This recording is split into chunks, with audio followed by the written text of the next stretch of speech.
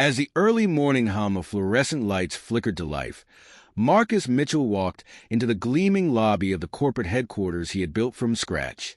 Clad in a navy jumpsuit and holding a mop, he looked nothing like the powerful CEO everyone knew him as. Gone were his usual tailored suits and commanding presence.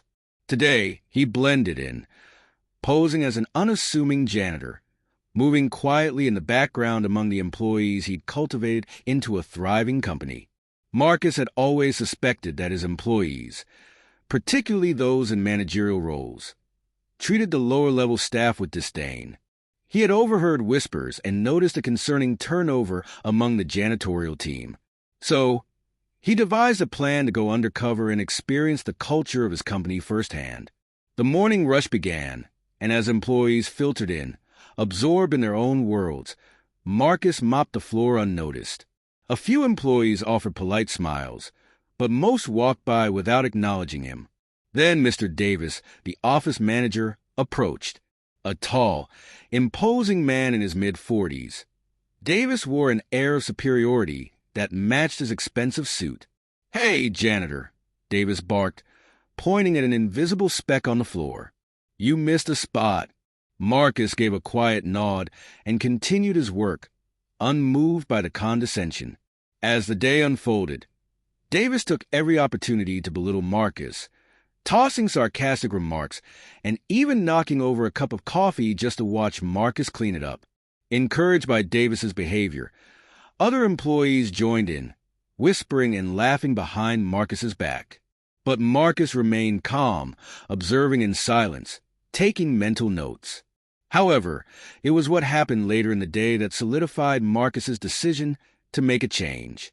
An elderly janitor named Henry struggled to push a heavy cart of cleaning supplies down the hallway. Davis, wearing his usual smug expression, approached Henry with mock concern. "Need some help, old man?" he sneered.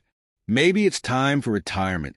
Henry lowered his gaze, humiliated but silent, and continued on without protest. In that moment, Marcus knew something had to change. This toxic culture of disrespect would not be tolerated. As the day drew to a close and the clock struck 5, Marcus decided it was time to act. He gathered everyone in the conference room, Davis included. Standing before them in his janitor's uniform, Marcus spoke with steady authority. "Ladies and gentlemen, I'd like to introduce myself properly. My name is Marcus Mitchell, and I am the CEO of this company." A stunned silence filled the room. Some employees gasped. Others exchanged nervous glances. Davis's face drained of color as he realized the truth. "For the past day," Marcus continued, "I've observed how some employees treat those they consider beneath them, and I must say, I am deeply disappointed." His gaze fixed on Davis. "Mr. Davis," he said, "I have witnessed your blatant disrespect toward janitorial staff. Your behavior has created a toxic environment, and I will not tolerate that in my company."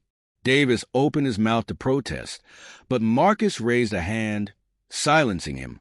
"As a result," Marcus went on, "you are suspended indefinitely, pending a full review of your conduct. Those employees who joined in this bullying will undergo mandatory sensitivity training. Moving forward, we will implement new policies to ensure that all employees, regardless of their position, are treated with dignity and respect."